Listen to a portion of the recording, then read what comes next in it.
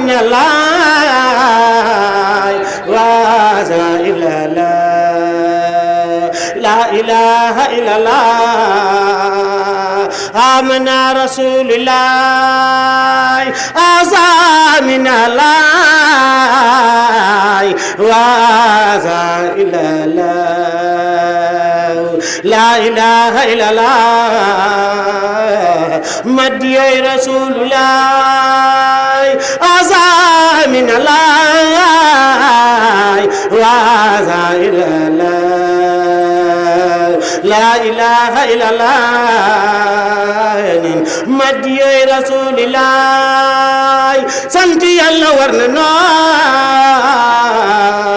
ننجم رسول الله لا إله إلا الله مدي رسول الله سنتي الله ورنا ننجم رسول الله صلى الله تعالى عليه وسلم سنتي الله ورنا ننجم رسول الله لا إله إلا الله يقن يا رسول الله مرحبا بأبي وقرة عينه محمد بن عبد الله عليه وسلم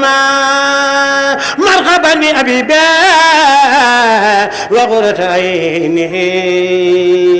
محمد بن عبد الله عليه وسلم. بسم الله الرحمن الرحيم. الله عز وجل تعالى الموحد فليتوب على كل عبد فكل من هرب مني لحب الله فإني صبرت منه بطول بالله فكل من هرب مني لحب الله فإني صبرت منه بطول بالله لأني ما نلت خير تسليم فلا نفعل بخير الإسلام يكون من ليس له توبة يكون له الخسران والكروبة وتوبة من ليس له معنى وتوبته ندامة والخسران وكل من معنا في توبتي وخصمته مباشرة بربي ببركة قائدنا حامدنا للهدى إلى خالقنا ربنا أفينا خافرنا خابلنا وكل من تخلق ترا بنا أفينا خافرنا خابلنا وكل من تخلق ترا بنا أفينا خافرنا خابلنا وكل من تخلق ترا بنا أمان من تيخنا بنا نافقة خسران من كفر بنا خاجرة أمرتكم سبل رشادي تابعه وفي له الخافية يغفر له جاخرة بالواسخة جناته عالية قادرة كمن له رشاد المستقيم برحمة الحادث الحزيم لله الملك والحزم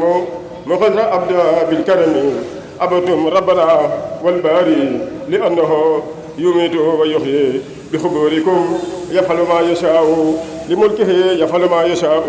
دعوتكم أيها البرايا لله والرسول في البرايا كتبته من الهجر ومسس لمن به تحب الهادي نفسي كتبته من الهجر ومسس لمن به تحب الهادي نفسي الله عز وجل تعالى المغيث علم العلماء الكفر الحق المخلوم في خيار المهدي قبل آياته يا أيها الناس قال محمد المهدي لكم ومن لخذ خبائث في نفسه بخيام محمد المهدي فلا تلمنا أحدا خير نفسه لأن محمد المهدي أسهر له في الكتاب وهو علم له أمره على الجميع وهو له علامة التي كل من لم يره سمعه فبسبب يجب علم علماء لأنهم قالوا للناس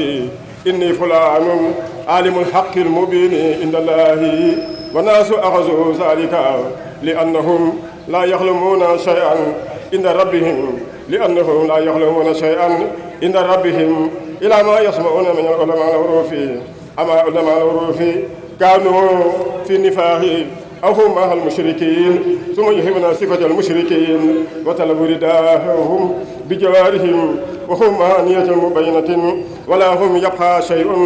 في قلوبهم وقولهم مع الفعل المبين ومخل المشي بجد في حاجة المشركين وألقى ما يجب عليهم من ربهم بكل حين خطاب المختار الوقت صلاتي ثم أحجر الوضوء وصلاة فورا لحب رجوعه إلى كيد المشركين ولم تر أن الفعل المنافقين والمشركين بكل ما هو من نجس ولا هم يتركون ما يقولون في الناس من علم الله ويقولون في الله محبة ولا هم يحفظون جوارحهم ولا هم يجهلون أنفسهم بما كانوا يكذبون وهم يفسدون أنفسهم ويفسدون الناس بفعلهم وقولهم لأنهم كانوا مع المشركين والمنافقين وهم يخرجون الناس إلى المشركين حتى يمشي الناس ويجري فورا إلى الكافرين والمشركين لأن الناس هم جاهلون حتى لم يعرفوا شيئا إلى ما يسمعون من علمائهم لأنهم يجهلون وجاهلون عن صفة العلماء ويردون أن العلماء لا يفسدون أنفسهم وقال المنافقون والمشركون إن الفساد للعلماء أنفسهم ونحن لا نفسد أنفسنا فالجاهلون افعل ما شئتم فسبب هذه يجب على علماء العروف وخطاب جاهلهم وكم فاسد من العلماء بخير مهيج المشركين لأنهم يجالسون مع جماعتهم ويقولون لجماعتهم إني عالم الغيوب وعالم الفروع وجامع جماعته آمنا بذلك ولا هم يخلمون الغيوب وعلمت أنفسهم أنهم بكذب مبين والناس لا يخلمون شيئا من ذلك حتى أنهم أخذوا بها حتى أتاكم الله أمر المهدي اليوم كان يوم ضيق لكل من يدعى بنفس العلم في الجاهلين لأن العلم إن كان علم الحق فهم لم يكن يابا فعل الله أو يكون تكبرا أو كان حسدا وجميع هذه حرمات على العباد ولو أنكر جميع العبادات كافرين في زمانه وأنها ما قلت من هذه الأشياء بعباداته أنت فعلم تحبد الباطل وكل من معك لأن الكافر والمشرك والفعل باطل كلهم نجس ومن كان في الإسلام ولم يترك الكذب وفعل ما أرم الله وما نكرفه نفسه بين وأنت حبل ربه لأن محمد رسول الله المهدي يغسل ذنوبه بغسل أليم ولم يكن ذنوب التي عليه غسله في دنيا إن محمد المهدي قتل ذلك بقتل أليم يا أيها قومي هم أنفسكم عن كفر هالي أو وسط ما عندي أو قتل أمر المهدي أني وتخرجون بخيفة نصارى في دين الله وأخرجون وخوا أنفسكم يا أيها الناس فاعلموا إن لم تخرجوا بتلك الأشياء سوف تلقون ما تحبون أنفسكم واعلموا أن كل ما أخذت المرح بخير الله فصار ذلك خاسرة يا أيها قومي فاعلموا فلا لعبد رب خير إلى الله فلا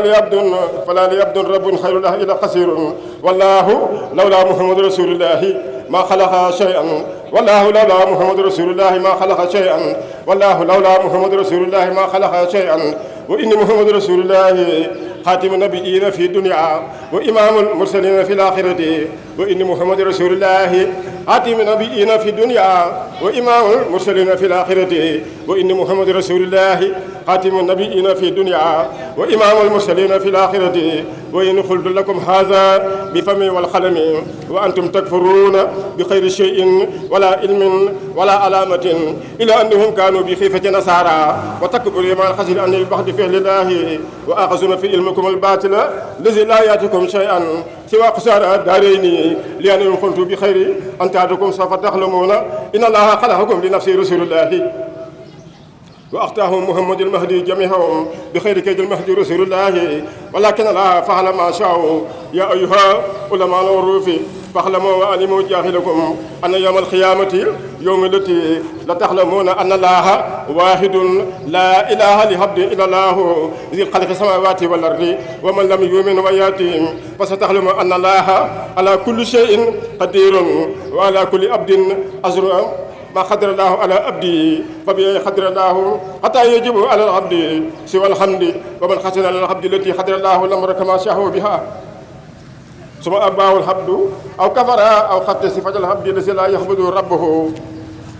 أو من يكفي ماله أو الجماعة إن محمد رسول الله المهدي لقتل ذاك في بطن جمعه ومن آمن هذه فليؤمن ومن لم يؤمن فليجلس سوف ترى بلا شك وإن مت بعد أن ترى هذه البراءة فخل الله به ما يجيب ندامة لتخرج من الدنيا بخير حالي إني محمد المهدي يقول لكم الأمر كما أمر ربي وما على رسولي إلى البلاغ المبين ومن آمن وياتي فله الخافية في الدنيا والآخرة ومن آمن وياتي فله العافية في الدنيا والآخرة ومن آمن وياتي فله الخافية في الدنيا والآخرة ومن لم يؤمن حتى لم تأتي فخلا نفسه وأنت جالس حتى ترى مسيري ولكن أنت عليك أن رب السماوات والأرض خادر الأمور وهو يفصل ما يشاء كما يريد ولا كيد لخبد بقدر الله ومن علم ذلك قبلها إن أنت فعلت الخسارة بعد علمها فلبعد علمك فلنفسك يا أيها قومي فاعلموا كل من كان ضيف الله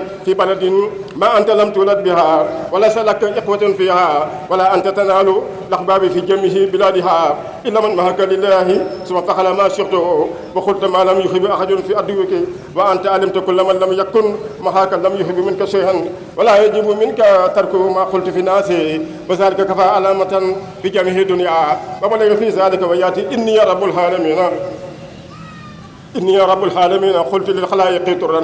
إن محبة محمد رسول الله بطريق الأول ادخل في الخار لساتر بالكفر ومن الكذب فنجيناه والحق سابق أبدا وذلك يجب بطريق شان إن رب العالمين قلت لك يا عبدي أنت الحق والحق هو الأول والآخر بكل شيء قدير قبل كونها وأنت يا عبدي يا من أرسلته يا من آسر عندي ويا من له ناس ويا من ليس لأحد كجل فسادي ولا لأحد وجه بخيرك وأنت يا عبد الله أنت رسوله وأنت يا عبد الله أنت رسوله وأنت يا عبد الله أنت رسوله وأنت يا عبد الله أنت رسوله وأما اسم محمد المهدي هو المقامة والملك لك بخير كبد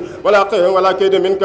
وإني وخبت لك ما شئته بما لم يخب أحد في الدنيا لأنك لك ملك الدنيا ولك ملك النصارى لأنك لك ملك الدنيا ولك ملك النصارى لأنك لك ملك الدنيا ولك ملك النصارى وإني فضلتكم على العالمين وأنت أخذ كما شاءك وأنت يا عبدي افعل ما شئت وإني ربك وإني مخوت لك الهموم والقرور والغيوب في وجهك الكريم وفي كل فن أنت يا عبدي وأنت المخرج الخلائق إن الخالق ألم تكن نفسك وألم تكن نفس الحق وخبت لك ومهلك الفدائل والخاشع والسعادة والمنافع كما شئتني ومن كفر بك أو بافخ لك أو قصد خطاياك منك الكجل الفساد فلذلك نار الدنيا وعذاب شديد بعد موته لأن خالق الخلائق لنفسك وأنت يا عبدي ومحبي إني ربك وإني وخبك ما لم يخب لخبد ولن يخب أحدا في الأرض لأنك أنت رسولي وأنت يا من يحب الفضائل وإني ما خلقت شيئا إلا لوجهك أنت عبدي وحبي وأنت يا من يغسل عيسى ابن مريم ببني إسرائيل في ظالمه من صارخ نصارى لما كان في آدم عليه الصلاة والسلام حتى فعل ما أخرجه من الجنة واعلم يا محبي إني وخبت آدم ما لم يجب فيها سوى الخدمة المبينا وذلك زمان إني أريد أن يخدم الناس في الدنيا وذلك يجب لآدم الخربة وكتم في آدم شيء الذي لا يجب لآدم سوى الخروج من الجنة كيف هو كان في الخربة مثله وسعى لأننا كتمنا منه أمر الدنيا والآخرة وخير ذلك لأنه إن جعلته خميس محمد عبدي ورسولي ومحبي فذلك يجب الحمد على آدم ولا شرط ليخرج محمد عبد الله في صفات الأخرى من صفات الأكبر فيما يخلقه وذلك صفته علمنا في الدنيا الأخرى بعد خد وإني رب المشرق والمغرب علمت وفقلتكم بما بعد خد كما حكم آدم وبطنه وكذلك حكم آدم وعيسى عليه السلام ولعيسى ابن مريم الحمد لأني بنيت دين آدم وأدخلت عيسى قبل دخول الروح آدم وجعلته نبي المرسل ووخبته يرى محبه قبل الآخرة جهرا في الدنيا ولنوح الأمر لأنه خلقته بنصف آدم ونزل أمره في يوم واحد يوم ابتدى الخلائق وهو كان مخدوم الدنيا كما شاءني وإن رجته بها ولإبراهيم الحمد كما نجنا من بير النار ونصرناه حتى لم يترك توحيده إلى خاصه آمنا وجدنا كتبنا له كبس الحلال إلى عيد تنجي ولده بردا وكذلك يجب على الموسى الحمد لكلامي كما شئت لأن لا إله إلا خيري وللأول والآخر والآخر والباطن وبكل شيء قدير كما شئت ألم تر كيف وهب فرعون وجنوده ثم دخل موسى منه وبطنه وهو كان رأس واحد ونجيناه منهم وسار موسى فخله ما أمرته مهردا ولمحبه وعبده ورسوله محمد عبد الله تابا ولمحبه وعبده ورسوله محمد عبد الله تابا ولمحبه وعبده ورسوله محمد عبد الله تابا وبر وعبد وحمد قبل الخلائق والخلائق عليهم الحمد لأنهم خلقتهم لحبه محمدا وله النعمة ومن تبع ما أمرتكم واتبع رسولي أول آخرة منه الجنة إلى قين ومن أبى وسلم نفسه لا ترون علم في أول آخرة منه إني محمد عبد الله المهدي تبت بربي وعلمت كل من دخل النار بأول آخرته لظالم نفسه إذا فنيت ما خبر الله وهب له الجنة بفضله لأنه لو شاء لذهب بهم في النار أبدا لأنه لو شاء لذهب بهم في النار أبدا لأنه لو شاء لذهب بهم في النار أبدا لأنه لو شاء لذهب بهم في النار أبدا ولكن يرحمهم برحمة المقربة حتى آخرهم في الجنة يا أيها الناس فاشكروا نعمة الله وانظروا ما هبه لكم وقلوا ثم يعلموا لو شاء من ترك الهدى وفسد الأمور لقد هداه أبدا وذهب ذلك أبدا ولكن الله رحمن والله رحيم في الخلائق وهو ينهمكم وينجيكم برحمته ولكل شيء له سبب يا أيها قومي إن محمد رسول الله المهدي قلت لكم الله جعلني رسولا والمهدي قبل كون الدنيا فأول والآخر قلت لكم الله جعلني رسولا والمهدي قبل كون الدنيا فأول والآخر قلت لكم الله جعلني رسولا والمهدي قبل كون الدنيا فأول والآخر فبسبب ذلك يجب على كل عبد لقيا في زمان واحد ولو أنت كنت في مطلع الشمس وإن كنت في مغرب الشمس فعليك أن تمشي إلي لكي تراني أو أنت تموت فوق التاريخ لربك إن كنت مؤمنا فإن لم تكن مؤمنا فأنت سالم نفسك وإن محمد المهدي قلت لكم كل من علمت بنفسك أنك ما خلقت نفسك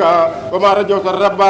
خير الله عليك أن تأتي صريحا ومن ترجى خير النبي الله فليأتي صريحا بتوبة لأنني إن محمد رسول الله لأنني إن محمد رسول الله لأنني إن محمد رسول الله لأنني إن محمد رسول الله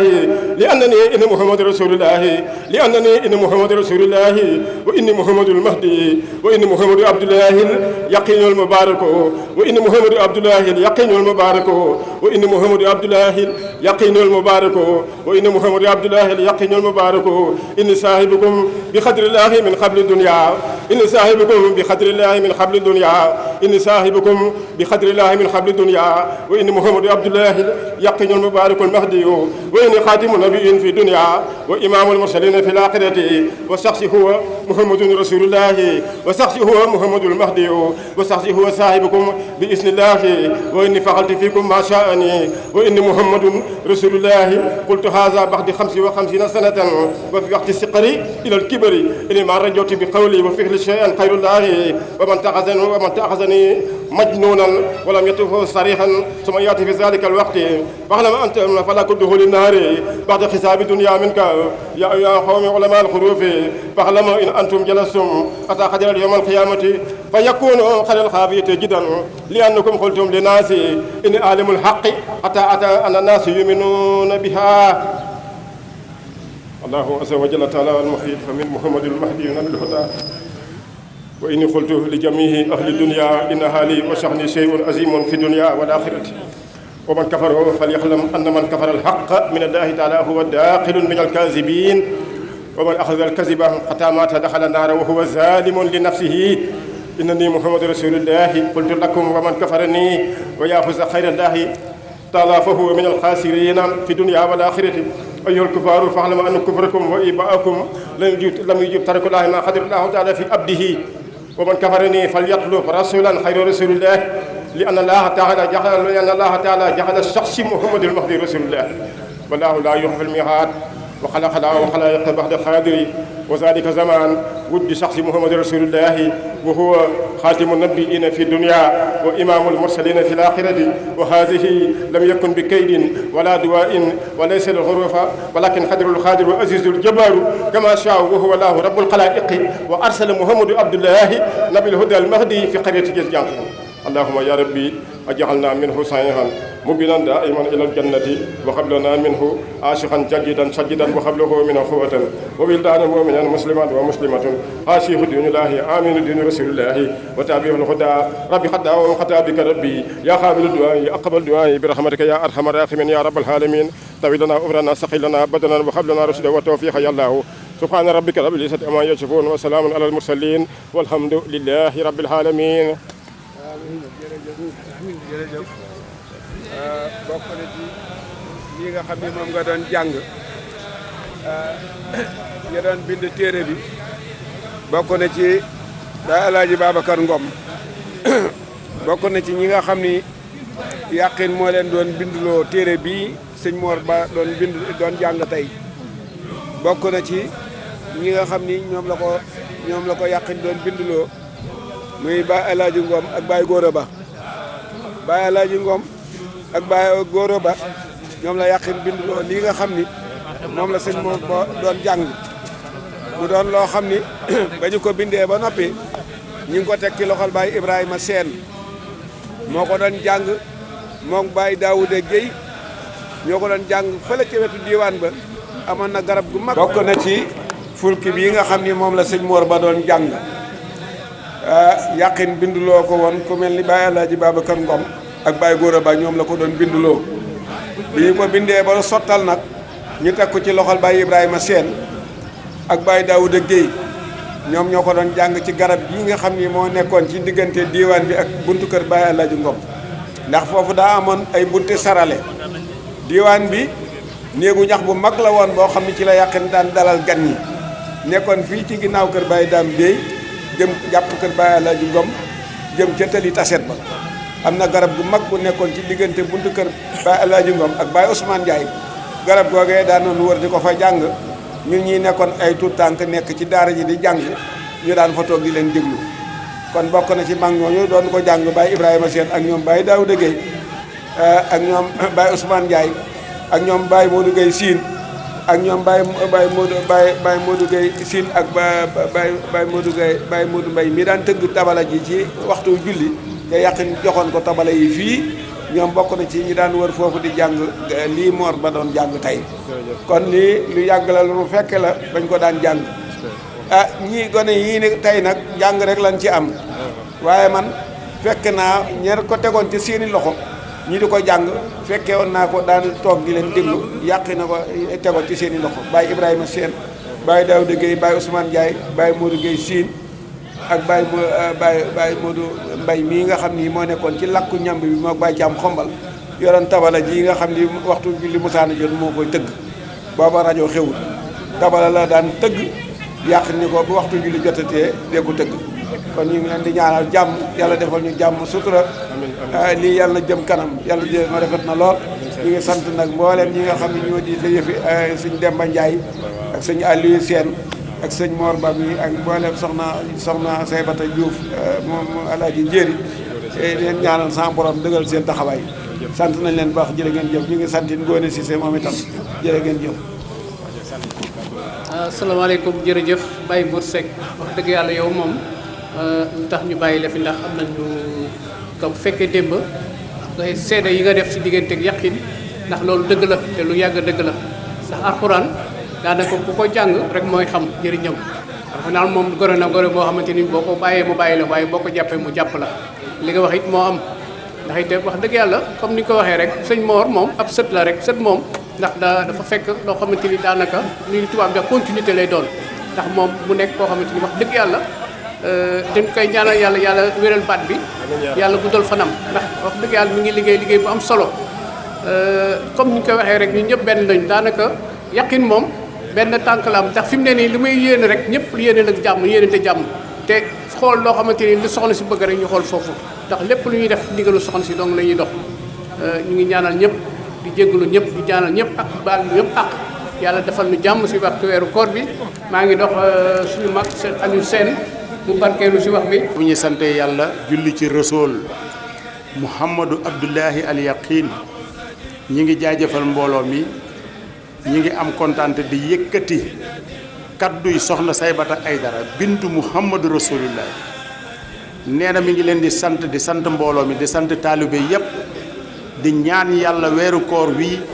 mu doon weer wu barkeel. nee na képp ku fi teg sa tànk ak foo mën a jóge ba ngay dellu nee na la yàlla defal aw yiw te nee na soo eggee lépp na doon ay teraanga ci yow àdduna ak àllaaxira nee na téere baayam bii waxul fi ñu koy waxe sax waaye ku dégg kàddu yi nga xam ne ñi ngi ko ciy wax donc nee na nga dëggal ko ci sa xol boo faatoo sa yaram araamal na sawara ndax borom téere bi loolu la bind bàyyi fi kon yéen soppe yi nga xam ne yéen a def lii ànd koog mbooloo yi nga xam ne ñoo nekk ci biti ay bitim réew di yëkkati seen alal di ko leen ko jox ngeen di ko ci def muy ay ndogu na leen seere ne fii ngeen ko dugal de ci jëmmi soxna Saybata ji ngeen ko defal indil ko ay ndogu indil ko ay teraanga ñi ngi leen di ñaanal jàmm ak salaam soxna si nee na kontaan na ci yéen nee na mi ngi ñaan koor gu ñëw yàlla na ngeen ko fekke ba li ngeen mënoon ren ngeen def ko ci beneen at yi nga xam ne mu ngi ñëw ñi ngi gërëm nag suñu président d'honneur Mouhamadou Seck bàyyi ko Ndakaaru ak soxnaam ak ay waa këram ñi ngi gërëm Demba Ndiaye administration pétrolier ingénieur oyof lool moom it ñëw na teew si ci mbooloo mi ñi ngi leen di ñaanal jàmm ak salaam ci kaddu yi Cheikh Alioune Sène bu soxna Saybata Aïdara gaynde gi Yaqiin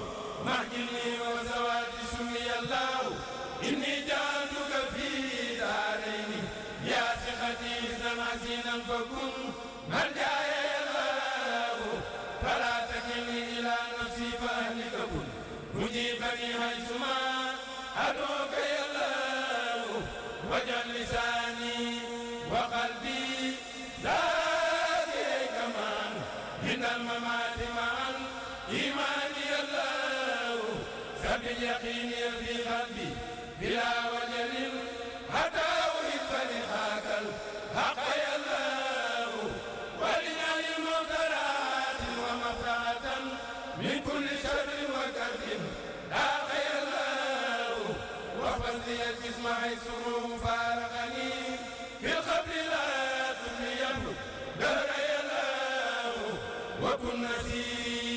عني فيه نما